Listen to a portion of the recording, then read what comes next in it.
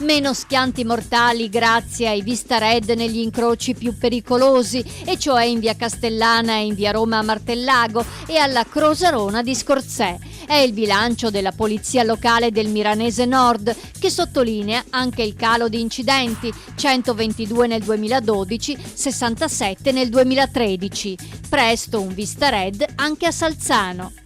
Edizione record per Oriago in Fiore numero 37, organizzata dalla Proloco di Mira. La giornata quasi estiva ha richiamato oltre 40.000 persone lungo il suggestivo percorso sulle rive del Naviglio Brenta. Un centinaio gli espositori, non solo del settore florovivaistico, ma anche del tempo libero e volontariato.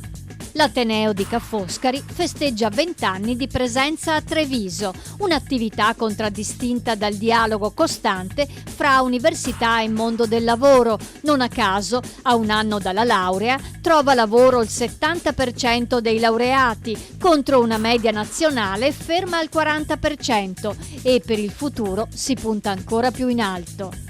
Gli affreschi esterni di Treviso saranno censiti e restaurati. L'appello per salvare l'antica Urbs Picta viene dalla Fondazione Benetton, che ha avviato un inventario degli affreschi di facciata presenti in città fin dall'età comunale. L'obiettivo è realizzare una mappa completa dei palazzi dipinti.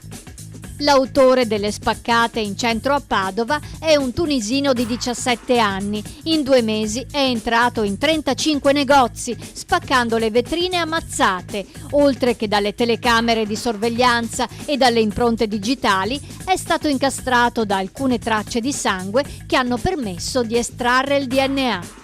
Il semaforo rosso vale anche per chi corre in bagno. Il Tribunale di Padova ha confermato la multa inflitta ad un automobilista che non ce la faceva più a tenerla e che era passato col rosso a Saonara. L'uomo era ricorso al giudice di pace, dichiarandosi vittima di un repentino malessere intestinale.